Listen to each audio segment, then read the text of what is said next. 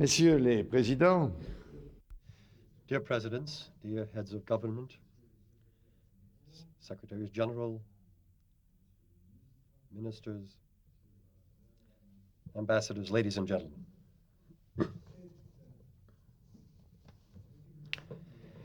It is with deep emotion and great solemnity that I welcome to Paris today the peace conference that is about to seal a comprehensive settlement of the conflict in Yugoslavia.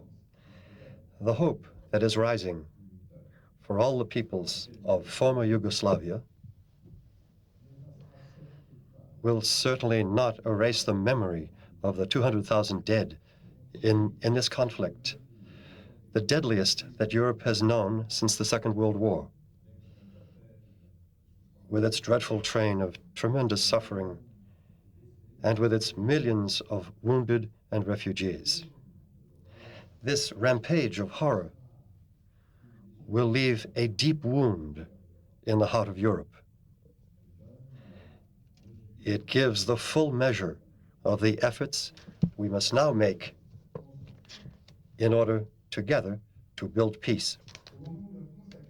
At this moment, when France is welcoming this conference of hope, I am thinking of the 56 French military men who paid with their lives for their commitment to the cause of peace. I am thinking of their families and of their loved ones. I am thinking of the blue helmets of all nationalities who were killed or wounded in this tragedy. And I say to myself that today we must show ourselves to be worthy of their memory, worthy of their suffering. I pay a special tribute to all those,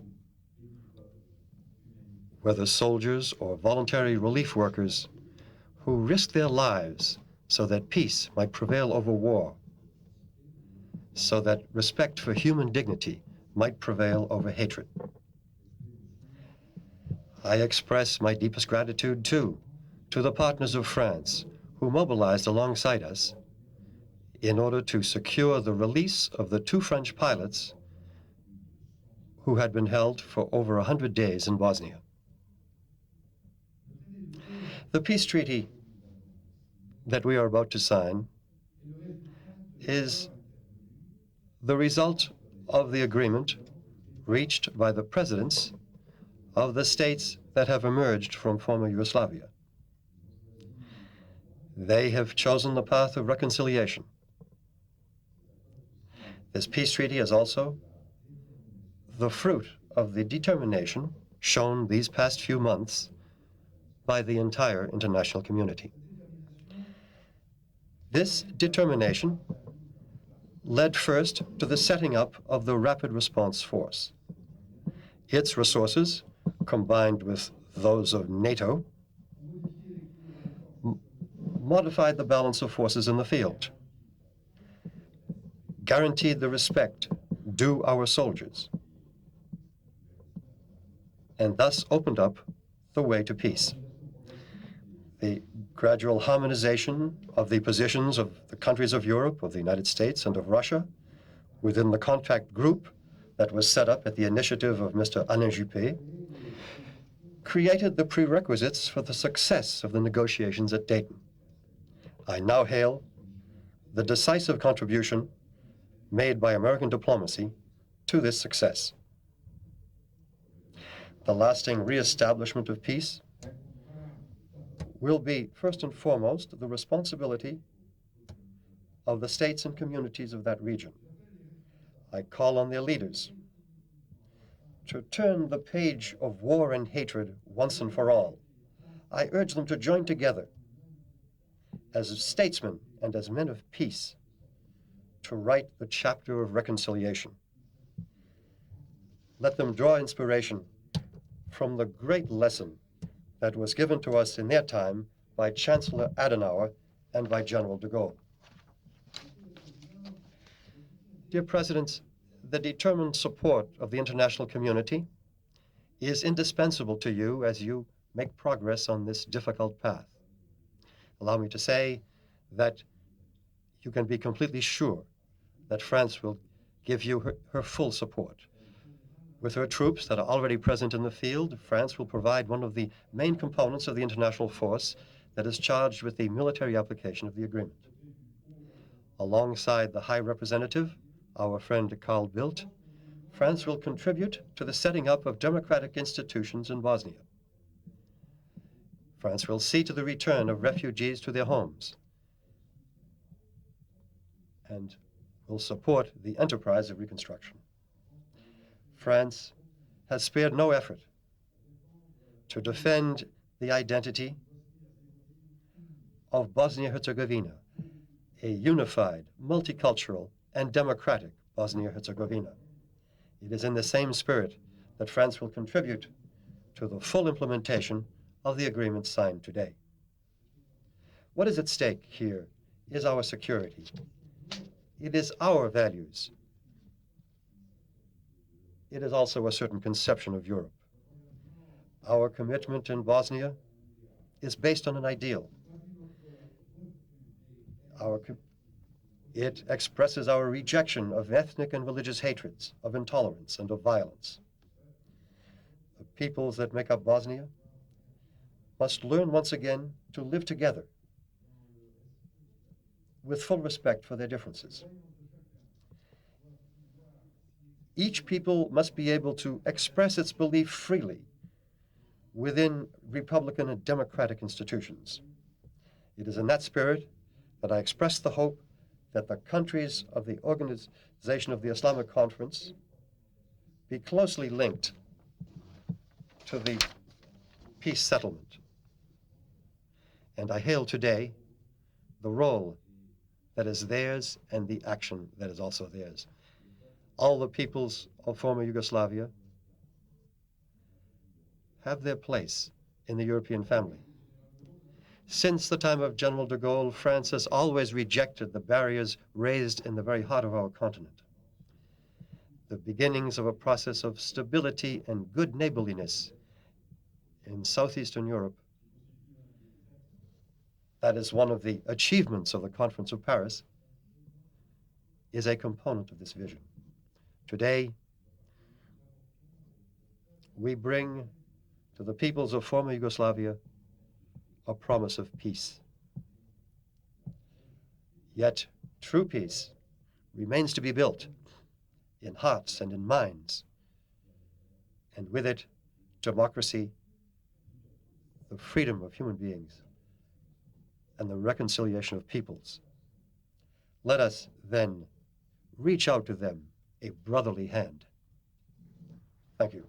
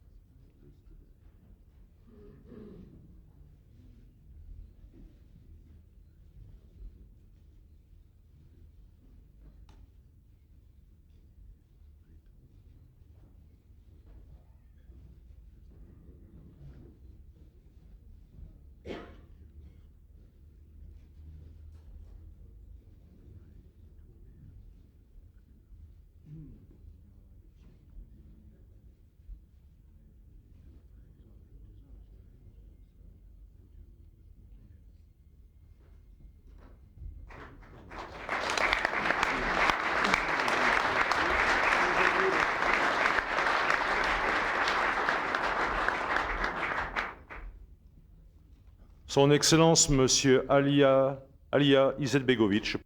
His Excellency, Mr. Alija Izetbegović, President of the Republic of Bosnia-Herzegovina.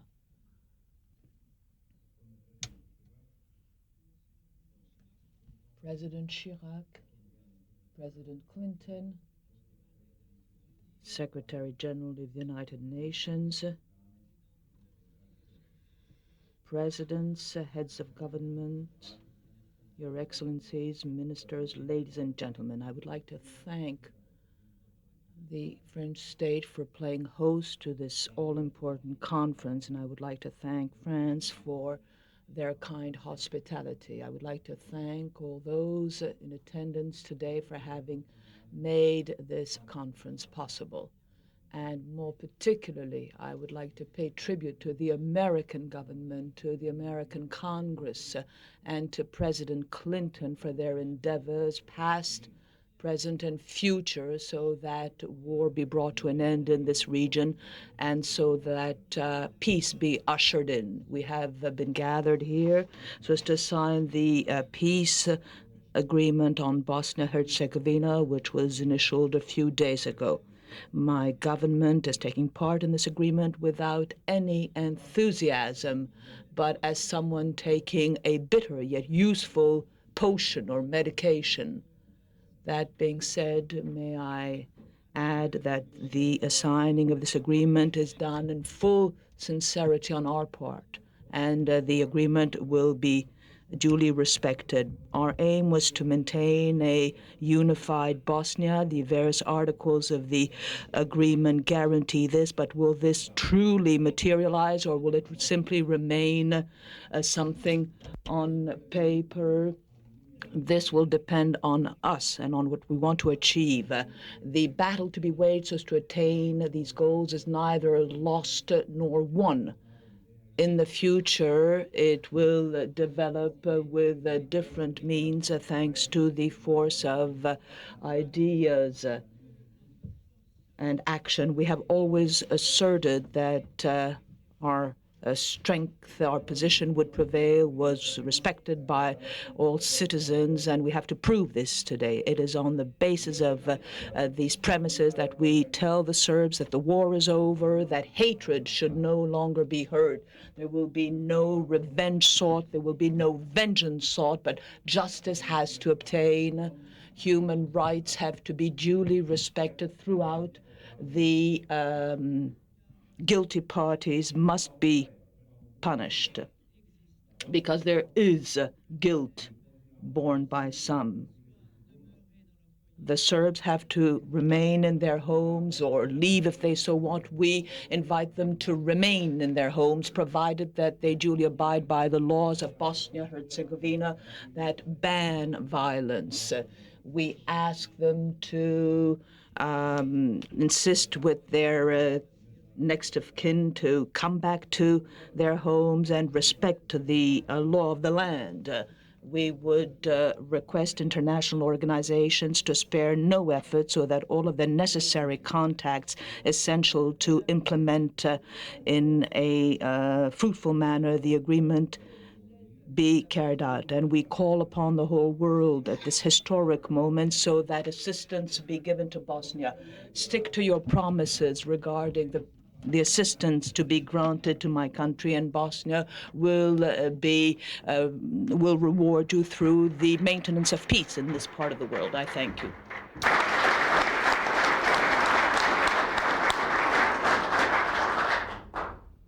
Son Excellence. His Excellency, Mr. Slobodan Milosevic, President of the Republic of Serbia. Chirac, thank you for your hospitality. Presidents, Prime Ministers, Secretary General of UN, ladies and gentlemen, by supporting peace in Bosnia, I am convinced that peace is in the interest of all peoples, all men and women living in our region. War has brought great human losses and enormous destruction. Much time, money, and energy will be needed for reconstruction, while pain and suffering that people have experienced will last long and will take more time to heal. But peace is the first necessary precondition for destruction and suffering to stop. Of course, peace does not solve all problems among the peoples that have been at war for the past years, but peace creates conditions to solve problems that continue to exist in a different way, through civilized and humane means available to and worthy of man at the end of 20th century.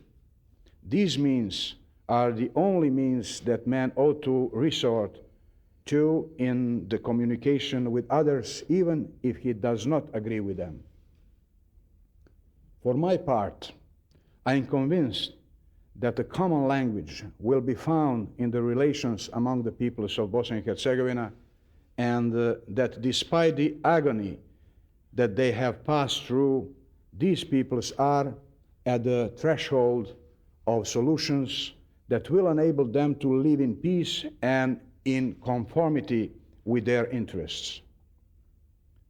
I am deeply convinced, and I sincerely hope, that the first elections in the Republika Srpska and the Federation of Bosnia and Herzegovina will bring in democratic institutions which will help the people in this land to lead a peaceful, modern, and humane life.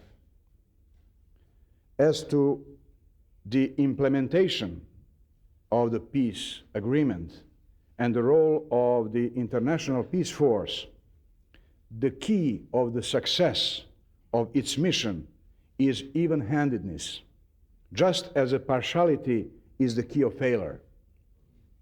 Even-handedness is the basis on which the entire Dayton Agreement is rested. I am therefore convinced that all international as well as internal factors who care for peace in Bosnia and Herzegovina and for the realization of Dayton Agreement will have an even-handed approach towards the parties that have been in conflict so far and towards their interests. All the peoples that have gone through war in Bosnia and Herzegovina should aim at achieving economic recovery and re-establishing links and contacts with other peoples. In other words, at living the life lived by all other peoples in Europe.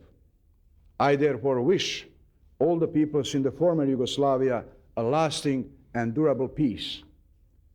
I thank the representatives of the international community, and in particular the United States of America, short of whose endeavors the Dayton Agreement would not have been possible, for the efforts that facilitated the advent of peace and helped each of the three peoples to use the opportunities to achieve their interests. Thank you.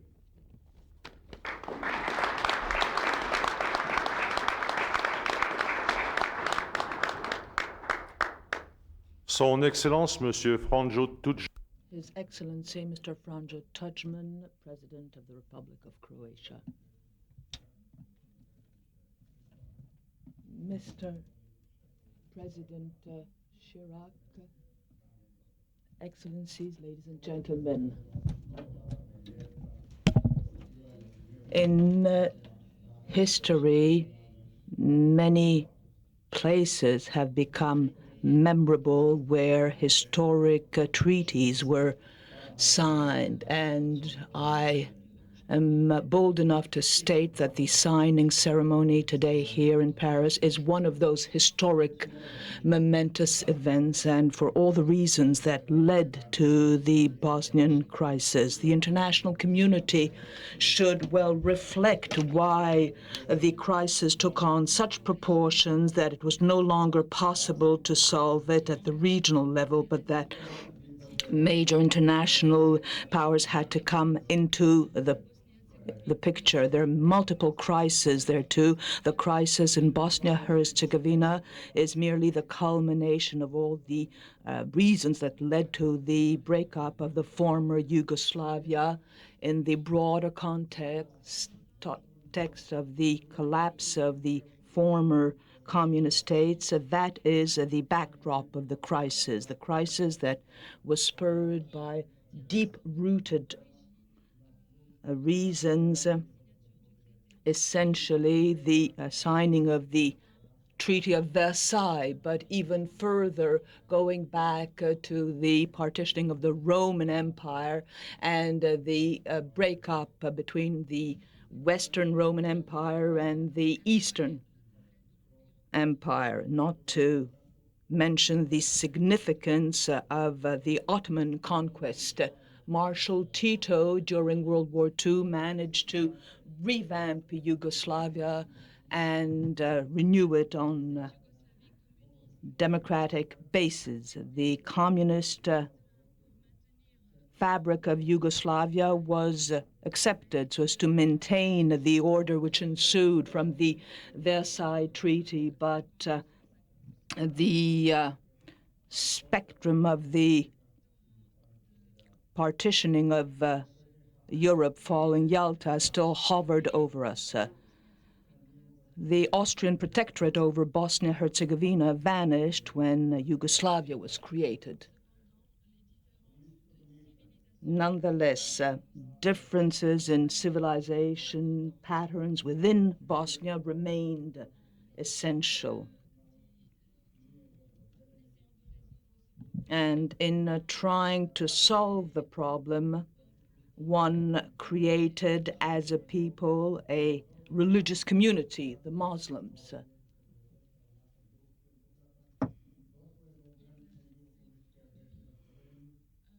Subsequently,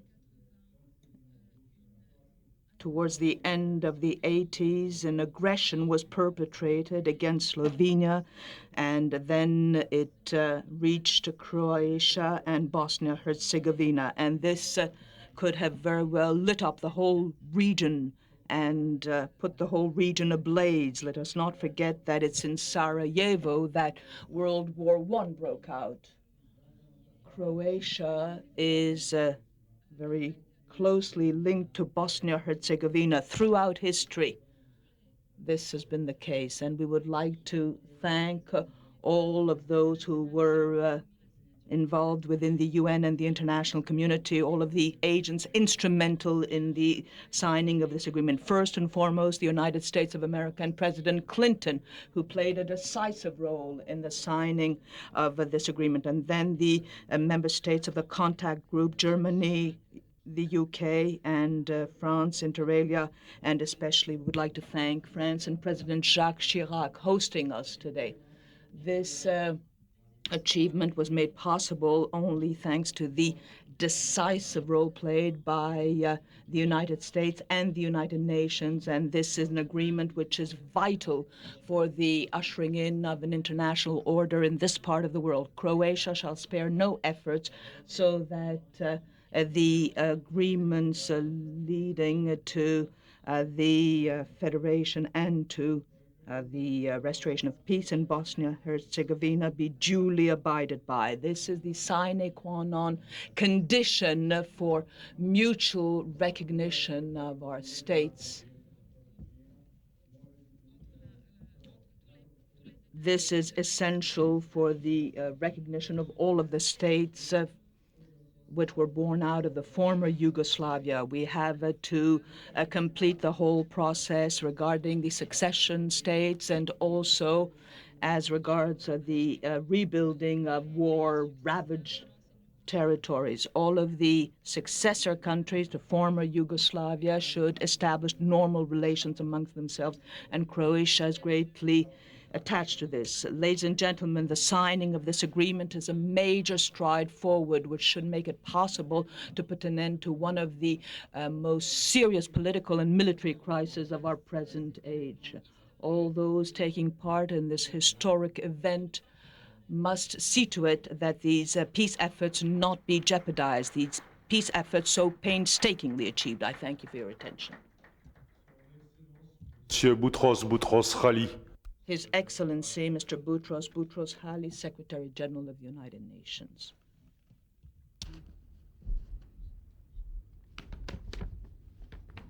Messieurs les Présidents, Presidents, Prime Ministers, Your Excellencies, ladies and gentlemen. the signing ceremony bringing together here today in Paris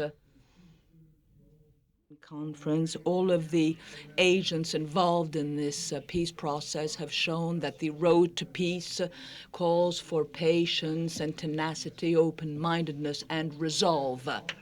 And this is why we can surely harbor hope that heretofore the inhabitants of Bosnia-Herzegovina, a member state of the United Nations, will finally be in a position to live in peace and in a context of genuine dialogue. But at the time when we sign these peace accords, my thoughts go to all those who for the past 3 years have been dedicating themselves, have sometimes fallen victim to their efforts under the flag of the United Nations. Without their efforts, their worthy efforts, such a result might not have been possible.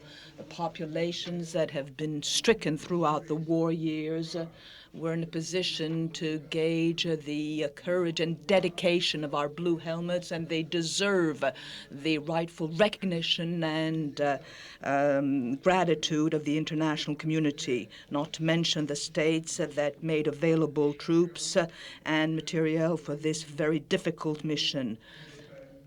Everyone realizes that the London and Paris meeting are a testimony thereto, the maintenance of peace, humanitarian action, not to mention a number of very perilous missions. The UN soldiers have made it possible for diplomats to work out an agreement. All those who unstintingly made a contribution to peace and all of the members of the contact group know full well that the United Nations were always keen to accompany their efforts. And today, more than ever in the past, we shall spare no efforts so as to help all of the partners concerned to implement the various provisions of the agreement. As of now, the United Nations has been working in close cooperation with NATO so as to ensure the smoothest transition possible with the international force. And in coming months, the United Nations organization shall pursue its efforts, and more specifically by taking part in the international police force, by assisting refugees, and by seeing to it with other international organizations that protection of human rights be ensured. However, we realize full well that the situation remains a very fragile one, especially in eastern Slavonia. And the United Nations in former Yugoslavia has already discharged difficult missions, sometimes missions impossible. And the United Nations is quite prepared to go on doing so if this can be of service to the diplomacy of its member states. And it redounds to the credit of the United Nations that it discharges the most thankless task for the benefit of the international community. However, no one should be remiss of the fact and should be oblivious of the fact that the United Nations is only the reflection of the resolve of member states, and it will remain powerless if it is not given the necessary wherewithal by its member state. General de Gaulle, in the midst of turmoil, constantly called upon one and all to pursue the common weal. We are all servants to the common weal, and today it is the United Nations. It is for the United Nations to serve the international interest of the international community, to serve the common weal. And it is from that vantage point that I applaud the agreement that you have signed here today in Paris. I thank you for your attention.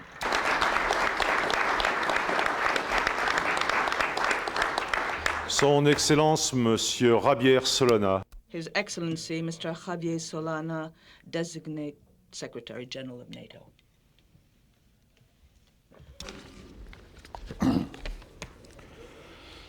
Monsieur le Président de la République, President of the Republic, Your Excellencies, ladies and gentlemen. This is indeed a momentous day, an important day not only for the people of Bosnia-Herzegovina, but also for all the peoples of Europe and of the Euro-Atlantic community. The Atlantic Alliance has as one of its missions to maintain peace and stability in Europe. And it is from that perspective that for over 3 years the international community has called upon NATO to assist in putting an end to war in former Yugoslavia. Ever since a number of measures were taken to ensure respect of the naval embargo imposed in the Adriatic through the wise use of air power, NATO's goal has never been to wage war, but simply to put an end to it. Thanks to the efforts being deployed by one and all, an end has been brought to war. It is high time now to win peace. The Atlantic Alliance, acting under terms of reference remitted to it by the UN Security Council, stands ready to play its role in the implementation of the peace agreement signed here today in the city of Paris. Our goals are crystal clear. Guarantee the respect of the military component of the peace agreement. Secondly, see to it that the UN forces that wouldn't be transferred to the implementation force be in a position to withdraw in a safe, orderly, and swift manner. And finally, bring about the necessary security conditions so that others be in a position to carry out non-military tasks included in the peace agreement. In order to attain these goals, NATO has brought together a genuine coalition for peace, bringing together, as it does, the member countries of the alliance, but also, and that is equally important, bringing together other countries, many other countries that are not members of the alliance. All of these nations shall take part in the operation entitled Joint Endeavor. Excellencies, ladies and gentlemen, building a lasting peace cannot be achieved by military efforts alone.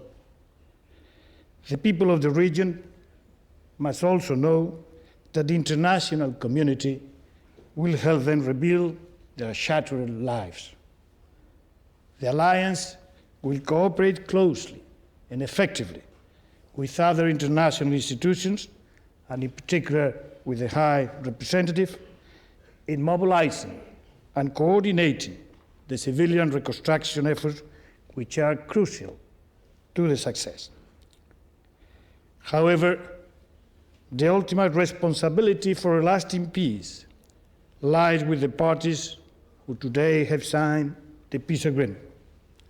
I wish to assure you that the implementation force will act in an even-handed fashion. But let me also underline that we expect full cooperation and total commitment of the parties to the peace agreement and to its military provisions. I strongly believe that we can count on such cooperation. The peoples of Bosnia have had enough of killing, enough of destruction. They want to join a wider Euro-Atlantic community, a community which has put the Cold War behind it and looks forward to a new era of peace and prosperity for all. The Alliance is privileged to help them achieve this goal, whose realization is so important to our own dream, a dream of a Europe whole and free. Thank you very much.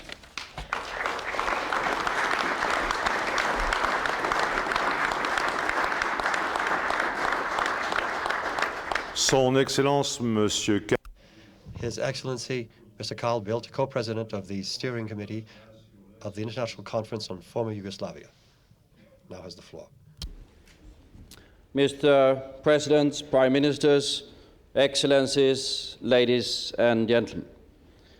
War has come to an end in Bosnia, and we are from today starting the difficult road towards building a genuine and a true peace. The Bosnia of today is a shattered, divided country. that has been torn apart by the most brutal and the most savage war in Europe in my generation. Gradually, we must start to create the conditions for bringing back together what must come back together for peace to last and for justice to be created for each and everyone in this Bosnia, Bosnian Muslims, Bosnian Serbs, Bosnian Croats, a country for all. We all know that this is going to be far from easy. Military implementation is going to be the key to stopping the war and preventing it from restarting, and that is essential. Political, civilian, economic, humanitarian implementation will be the key to building that lasting peace that the peoples of Bosnia are hoping for. And the tasks we are going to face are going to be as difficult and as demanding. To make it possible for the millions of displaced peoples, shattered families, to return to their homes or to the places of their choosing.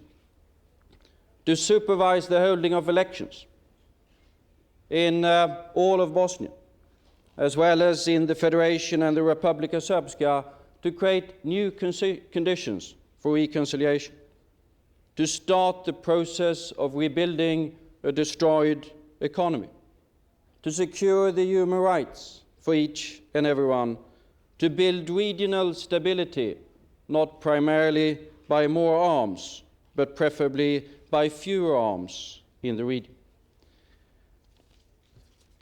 All this is the responsibility primarily of the peoples and the leaders of Bosnia itself. It is their land, it's their peace, it's their future. But it is our task to help, to facilitate, and to assist. And that we will do with all of the determination that we together, all of the countries of Europe, the Americas, the United States, Russia, the United Nations, all of the countries assembled here can and will mobilize to make peace work. True peace can never be built without genuine reconciliation. And nothing is as difficult after a war as reconciliation. Not to forget and not necessarily to forgive, but to think more about the better future than about the bitter past. France and Germany have joined hands over the battlefields of Verdun, and the history of European cooperation and unification is the history of peoples coming together after the bitter experience of the past. This must come to Bosnia and to the peoples and nations of former Yugoslavia as well. Sarajevo, Mostar, and Banja Luka is as much Europe as is Paris or Stockholm or Moscow. Today, we start the difficult but important process of bringing a better European future to all of the peoples of Bosnia and to all of the peoples of this troubled part of our common continent.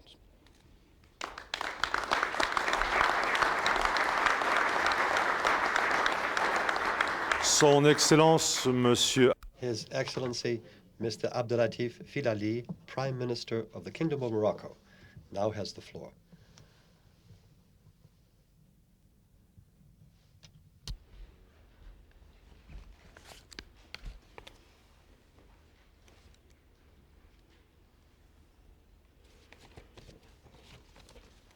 Messieurs les Présidents, Presidents, Mr. Prime Minister, Excellencies, ladies and gentlemen, allow me first of all to tell you what deep satisfaction I feel in taking part in this peace conference in Paris at the signing of the Dayton Conference, the agreement that sealed peace in Bosnia-Herzegovina.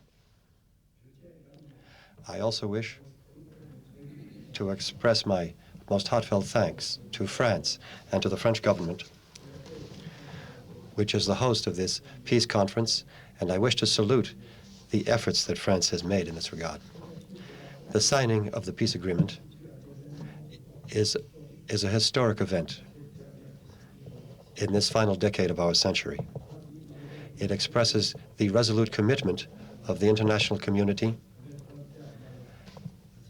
in its desire to put an end to this fratricidal war, which caused 200,000 deaths, 2 million displaced persons and refugees, and seriously threatened security and stability in that region. This agreement certainly represents a victory over those who have attitudes that defied international law.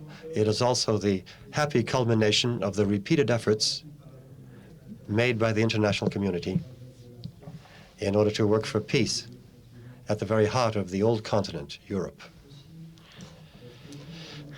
So in the name of the Kingdom of Morocco, it is my pleasure, and also in the name of all Muslim countries, to congratulate yesterday's belligerents who have today become partners for peace. And I want to congratulate them for their commitment for a fair, just, and even-handed settlement of the war in Yugoslavia. Certainly the recognition of the sovereignty of Bosnia-Herzegovina, its territorial integrity within its internationally recognized borders, the confirmation of the indivisible nature of its capital, the return of refugees and displaced persons, as well as the agreement reached on international and institutional arrangements, are so many components that provide us with great satisfaction. We do nevertheless wish to stress that in order to create the foundations of a truly lasting peace, it is indispensable that all provisions of the agreement be properly implemented, and completely so, without any selectivity, any bias, any exception being made. The success of this peace plan depends above all on the will and the determination of the former belligerents. It depends also, of course, on the support and determination of the international community in implementing it scrupulously with the support of the IFOR. That's why the return of peace to that region will depend on our own collective involvement, both on the political level and on the economic level, as well as on the military level. That is why I wish to stress the availability of Muslim countries who have always felt great solidarity for peace, who are always available to bring their contribution to the restoration of peace in Bosnia through participation in IFOR and in the work of reconstructing that country. The Kingdom of Morocco, for its part, has decided to send a contingent of 1,200 men as part of that effort. By participating in that way, Morocco wishes to make clear its own solidarity and its commitment, its firm commitment in favor of peace. The agreement signed today is a major victory of peace over war and over intolerance. That is why we express the wish that the mobilization and the international mobilization that made possible the ceremony today may keep that same intensity in order to that the innumerable challenges that face that region may well be met. I should like, in conclusion, to pay a tribute to all of those who paid a heavy price to ensure that the principles of tolerance and coherence and cohesion and solidarity and peace would prevail. This signing will open up a new era today, ensuring peace, well-being, and tranquility among the peoples of former Yugoslavia. Thank you very much.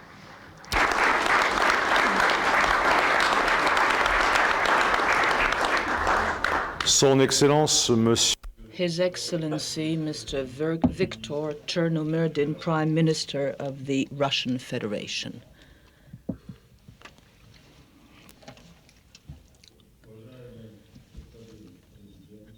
President Chirac, Presidents, ladies and gentlemen,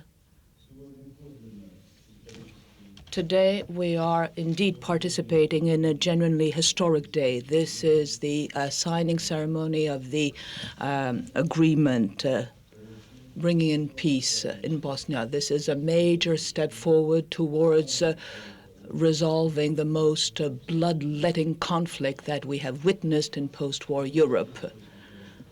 And we have every reasons for complimenting the leaders of Bosnia-Herzegovina, of the neighboring republics of Croatia and Serbia, because despite their differences, they have set for themselves the goal of achieving peace, and this meets the interests of one and all, and this is in the interest of all of the nations of the former Yugoslavia. The signing of the agreement is an enormous responsibility that has to be borne both by the parties in the conflict and by the parties involved in the settlement of this conflict. I am convinced that the leaders of the countries of former Yugoslavia will show determination, resolve, and consistency in their efforts, that they will discharge their duties on this very difficult road ahead at a time when one has to move on to the practical implementation of the agreement, because without their goodwill, there will be no way of overcoming the sequels of the war, whatever the efforts being made by the international community. We believe that the main objective is to be impartial and unbiased vis-à-vis all parties. Without this, one cannot bring about an irreversible settlement of the crisis. And I would like more especially to dwell on the need to lift the sanctions vis-à-vis Serbia, and Russia has constantly come out in favor of lifting the sanctions. And in this way, the Serbian nation would be totally rid of these sanctions. That has always been the position of Russia.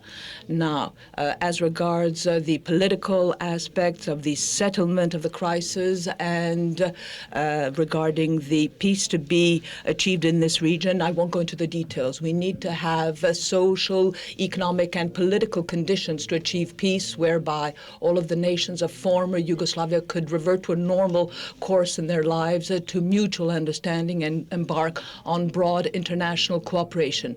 And here we have the civilian component regarding the implementation of the agreement. We have to coordinate the activities of OSCE, of the United Nations, and the involvement of the various financial agencies. And we welcome the outcome of the London conference regarding the structure that will make it possible to have a steering of this process. And we are quite prepared to take part, an active part in this effort.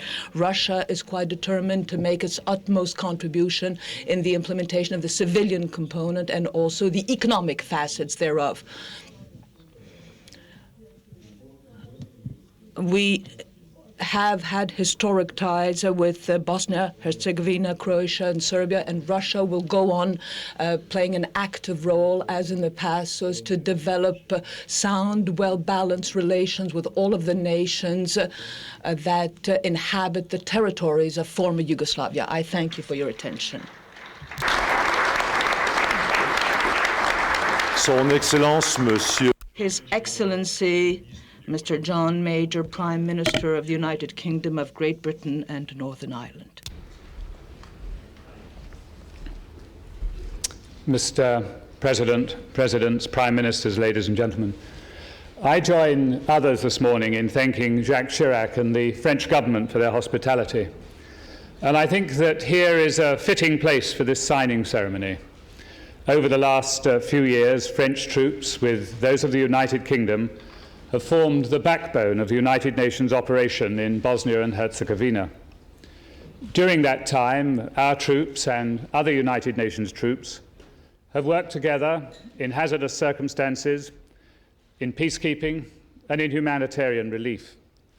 And during that period, they have suffered losses together. So I hope I may be able to say this morning, Mr. President, that it was especially heartwarming for us to see the release unharmed of your two brave pilots. I believe your stand was fully justified, and I warmly congratulate you upon the outcome. Mr. President, Much of Central and Eastern Europe has moved successfully from authoritarian rule to democracy. But such profound changes produce areas of tension, instability and disorder. And sadly, in the case of the former Yugoslavia, it led to the bitter war, the conclusion of which I hope we have seen this morning. The international community wasn't able to prevent that war breaking out.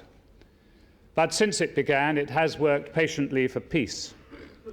That peace, eventually, has been won, but at a terrible price. 1 in 20 of the former inhabitants of Bosnia and Herzegovina has been killed. Over a quarter of the population have had to flee from their homes, homes which are now mostly left in ruins. The conflict, we hope, is over. But the job truly is only half done. Ahead lies hope, but not yet fulfillment. And success will depend crucially on respect for the fundamental principles of this agreement, maintaining Bosnia and Herzegovina as a single multi-ethnic state, providing for the safe return of refugees and turning away from the abomination of ethnic cleansing, ensuring that the human rights of all the people of Bosnia are fully and equally respected, and bringing to justice those guilty of crimes against humanity. The agreement signed this morning places clear and detailed obligations upon each of the parties. I'm sure they will meet them, and indeed it is in their interests as well as others that they respect and implement them scrupulously. That the peoples of Bosnia and Herzegovina will not be left alone in carrying through this peace agreement. From the time of the first London conference in August 1992, the international community has made a huge commitment to them. Successive teams of negotiators, Lord Carrington and Cyrus Vance, Lord Owen and Thorvald Stoltenberg, Carl Bildt, the United Nations, the Contact Group, didn't spare themselves in laying the groundwork for the peace finally achieved. But we must now make no less a massive contribution to the implementation of that peace. 13,000 British troops will join the implementation force of some 60,000 overall, the biggest land operation undertaken in half a century of NATO's existence. And with the backing of the Peace Implementation Council set up last week, Carl Bildt will continue and coordinate the vital task of re-establishing legitimate political structures and restoring normal civilian life. The groundwork is now being laid for economic reconstruction as a joint effort between Europe, North America, other interested countries, and the peoples of Bosnia themselves under the coordination of the World Bank. It's now up to all of us to turn ceasefire into peace, to turn peace into a lasting settlement, and the countries of former Yugoslavia into a stable and prosperous part of the European family.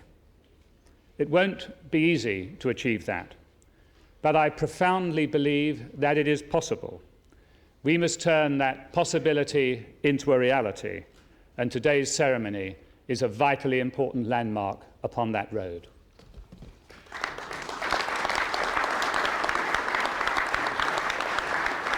Son Excellence, His Excellency Mr. Felipe González, President of the Spanish government, now has the floor.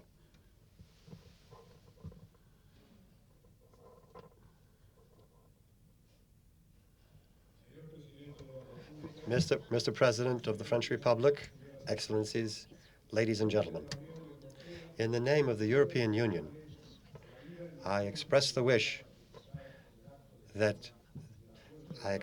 deep emotion I feel as I witness the signing of the agreement reached in Dayton. This agreement is to seal the end of a dramatic war on European soil, and it is to open up the way to a future of hope and peace. I should like to thank the President of the French Republic for having organized this conference and for the hospitality that he has shown. I should like to congratulate also, most warmly, the presidents of Bosnia-Herzegovina, of Croatia, and of the Federative Republic of Yugoslavia for their courage and their vision of the future that have made possible this historic peace agreement. I should like to express our deep gratitude as well to the entire team of negotiators and thank the representatives of the European Union for their great role. And I wish to mention, too, particularly the United States of America, that gave a tremendous impetus to negotiations. I should like to congratulate also the rest of the members of the contact group, among whom we cannot forget, of course, the eminent role played by the Russian Federation over more than 4 years of war.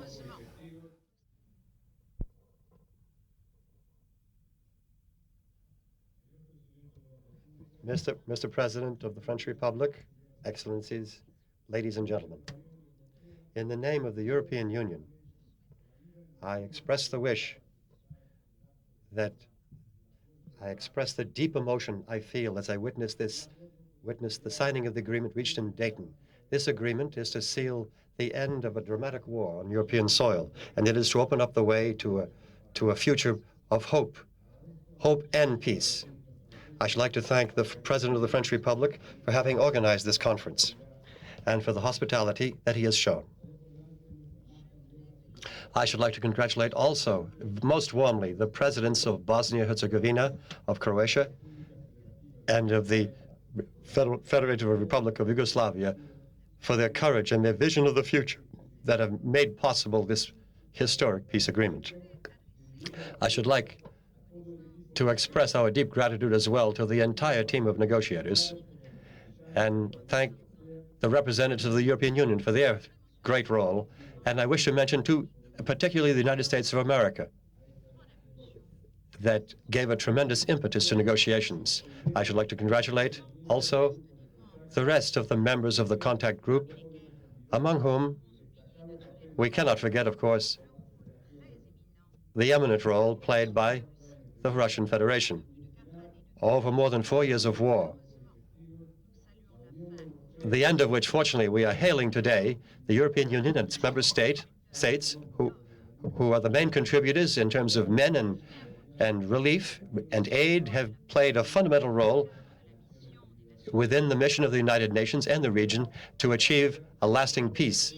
The war has caused tens of thousands of innocent victims. In their memory, as well as in the memory of the Blue Helmets, of Forpernu, of the European forces, the mediators, the volunteers of the non-governmental organizations who gave their lives for the noble cause of peace.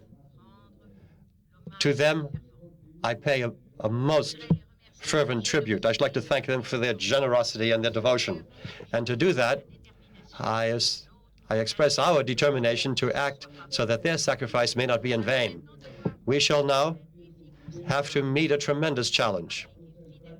That is, the faithful implementation of what has been decided upon. The implementation of the military aspects is now in progress, thanks to the implementation forces directed by NATO. As far as civilian aspects, the London Conference has appointed a high representative and has created structures that are necessary to channel all the efforts of the international community. In the application of the peace agreement, we must pay special attention to the future of displaced persons and to the respect for human rights, which are basic pillars of any and all peaceful coexistence. We must nourish the hope that this agreement has given rise to, and we must do everything we can so that the electoral processes may be implemented, those processes for which the OSCE will play a particularly important role. It will be necessary to create a mechanism based on confidence and security-building measures that will banish any temptation to return to violence, which has caused such desolation. The process of stability and good neighborliness that was established during this conference will be of decisive importance for the attainment of this objective. Mr. President, ladies and gentlemen, I reassert here the firm commitment of the European Union to the process of the implementation of the peace agreement and the reconstruction of the republics that have emerged from former Yugoslavia. A political effort, an economic effort, but also a human effort must be made, because the framework of peace in the Balkans must also be the framework of peaceful coexistence within democratic structures that will make it possible for us to commit ourselves to the path of reconciliation and progress for the entire region. Thank you very much. Son Excellence, Monsieur His Excellency, Mr. Helmut Kohl, Chancellor of the Federal Republic of Germany.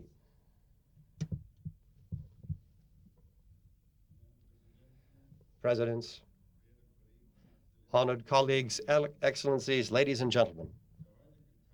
Today is a day on which we are sending a signal of hope to millions of human beings. And we are all very happy. We rejoice with the men, the women, and children of Bosnia-Herzegovina. This is an hour that is most important, who have made possible the signing of the agreement that has just happened today. They have made it possible for reason to prevail. They have made sacrifices, and they have made it possible that now there is hope for peace. We all feel that, of course. And now, of course, the documents themselves are different from peace itself. But here from Paris, there is a message going to the world, and namely that peace in Bosnia-Herzegovina is the common objective of the parties to the conflict. It's the objective of the international community as well. The presidents of Bosnia-Herzegovina, Croatia, and Serbia have agreed to these peace documents and thereby shown tremendous courage in taking a tremendous decision, one with far-ranging consequences. And the world will do what it can to ensure that all parties to the conflict keep their word. The parties to the conflict are now prepared to undertake a comprehensive obligation, and to that end, we are going to send soldiers. We're going to send helpers of many kinds, so that in the reestablishment of peace, to help in the reestablishment of peace in a sorely tried country. And we are confident that this help given by friends will be well received. My country, the Federal Republic of Germany, is participating out of solidarity with the persons affected, and of course, in friendship with our partners. For the first time to this extent within an international peace force. The people of Germany support this commitment to a very large extent, and the great majority.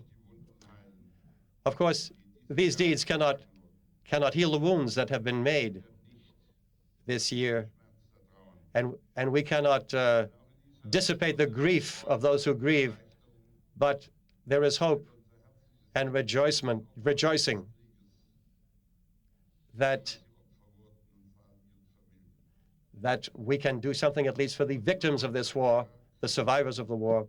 And my dear friend, Mr. Chirac, at this hour, we rejoice with the French people over the release of the French pilots. We know that peace is and must be more than the absence of war.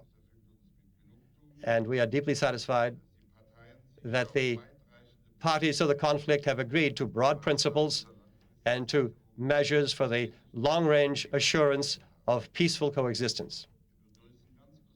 We particularly hail the fact that Bosnia-Herzegovina is remaining a state. This means that there must be respect for human beings and minorities. And the rule of law must be given solid foundation in that country. Particularly important, ladies and gentlemen, is the right of refugees to return to their homes and their homeland. One thing is certain: peace can remain assured if human beings have a vision of the future, if their children can see their homeland again and live there. Only then will they, in their generation, look to the future with confidence and shape it with confidence. Peace and security and human rights must be given a concrete form, and they must open up the prospect of reconstruction. There are over 400,000 refugees that have found refuge. They expect from us, as all refugees, that we help them, that we set the stage for a good development of their country, and that in the final analysis, they can have a life that will respect human dignity. The states and organizations assembled here have indicated their willingness to help. And the reconstruction in this region is for all of us an extraordinary, a tremendous task, one of great responsibility. So it is up to us to show the ability to implement this with concrete deeds. We want to stand by these people and help them to the full extent we can. The political representatives and leaders, to the political representatives and leaders, we say, you have the prime responsibility for freedom and a peaceful future. But this will become a reality only if you look at the good side of your common history and follow in that tradition. And if we, from our conviction, provide you with assistance, full assistance. Thank you very much.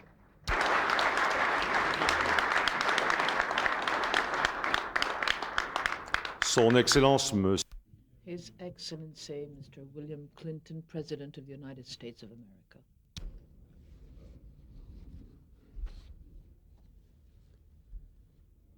President Chirac, President Izetbegovic, President Tudjman, President Milosevic, Secretary General Boutros-Ghali, Secretary General Solana, High Representative Bildt, Prime Minister Falale, Prime Minister Chernomyrdin, Prime Minister Major, Prime Minister Gonzalez, Chancellor Kohl. Let me begin on behalf of the people of the United States by thanking all of those whose labor and wisdom helped to keep hope alive during the long, dark years of war. The humanitarian relief workers, the United Nations forces from Europe and beyond. Had it not been for their dedication and their sacrifice, the toll of the war in Bosnia would have been even graver. And I thank those whose work helped make this moment of peace possible, beginning with our host, Prime Minister Chirac, for his vigor and determination. Prime Minister Major, who was a full partner in the development of the Rapid Reaction Force and our NATO cooperation. And our friend Chancellor Kohl, who has taken so many of the refugees and who now is sending German troops beyond his border in this historic common endeavor.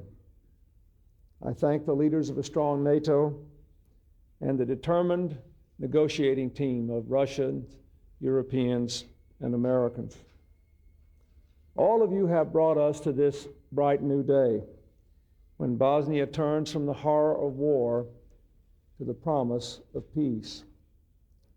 President Izetbegovic, President Tudjman, President Milosevic. By making peace, you have answered the call of your people. You have heard them say, stop the war, end the suffering, give our children the blessings of a normal life. In this chorus for peace today, we also hear the hallowed voices of the victims, the children whose playgrounds were shelled into killing fields, the young girls brutalized by rape, the men shot down in mass graves, those who starved in the camps, those who died in battle, the millions taken from their homes and torn from their families. Even from beyond the grave, there are victims singing the song of peace today. May their voices be in our minds and our hearts forever. In Dayton, these three Balkan leaders made the fateful choice for peace. Today, Mr. President, you have bound yourself to peace. But tomorrow you must turn the pages of this agreement into a real life future of hope for those who have survived this horrible war. At your request, the United States and more than 25 other nations will send you our most precious resource, the men and women of our armed forces. Their mission to allow the Bosnian people to emerge from a nightmare of fear into a new day of security, according to terms you have approved, in a manner that is even-handed and fair to all. The international community will work with you to change the face of Bosnia, to meet human needs, to repair and to rebuild, to reunite children with their families and refugees with their homes, to oversee democratic elections, advance human rights, and call to account those accused of war crimes. We can do all these things, but we cannot guarantee the future of Bosnia. No one outside can guarantee that Muslims, Croats, and Serbs in Bosnia will come together and stay together as free citizens in a united country sharing a common destiny. Only the Bosnian people can do that. I know the losses have been staggering. The scars are deep. We feel even today that the wounds have not healed. But Bosnia must find a way, with God's grace, to lay down the hatreds, to give up the revenge, to go forward together. That is the road, indeed, that is the only road to the future. We see from Northern Ireland to the Middle East, from South Africa to Haiti, people turning from hatred to hope. Here in Europe, countries that for centuries fought now work together for peace. Soon the Bosnian people will see for themselves the awesome potential of people to turn from conflict to cooperation. In just a few days, troops from all over Europe and North America and elsewhere, troops from Great Britain, France, and Germany, troops from Greece and Turkey, troops from Poland and Lithuania, and troops from the United States and Russia. Former enemies, now friends, will answer the same call and share the same responsibilities to achieve the same goal, a lasting peace in Bosnia, where enemies can become friends. Why would they do this? Because their hearts are broken by the suffering and the slaughter, because their minds recoil at the prospect of needless spreading war in the heart of Europe. But we do so in the face of skeptics who say the people of the Balkans cannot escape their bloody past, that Balkan hearts are too hard for peace.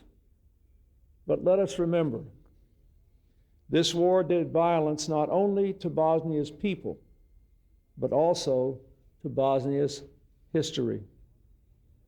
For Bosnia once found unity in its diversity. Generations of Muslims, Orthodox, Catholics, and Jews lived side by side and enriched the world by their example. They built schools and libraries and wondrous places of worship. Part of the population laid down their tools on Friday, part on Saturday, and part on Sunday. But their lives were woven together by marriage and culture, work, a common language, and a shared pride in a place that then they all called home. Now, if that past is any guide, this peace can take hold. And if the people of Bosnia want a decent future for their children, this peace must take hold. Here in this city of light, at this moment of hope, let us recall how this century, marked by so much progress and too much bloodshed, witness to humanity's best and humanity's worst, how this century began in Bosnia. At the dawn of the century, when gunfire in Sarajevo sparked the first of our two world wars, the British Foreign Secretary, Sir Edward Grey, said these words: "The lamps are going out all over Europe. We shall not see them lit again in our lifetimes." But they were lit again by an extraordinary generation of Europeans and Americans. The torch of freedom they carried now shines more brightly than ever before on every continent. That torch can shine on Bosnia again, but first it must warm the hearts of the Bosnian people. So I say to all the people of the Balkans, on behalf of all of us who would come to see this peace take hold, you have seen what war has wrought. You know what peace can bring. Seize this chance and make it work. You can do nothing to erase the past, but you can do everything to build the future. Do not let your children down. Thank you.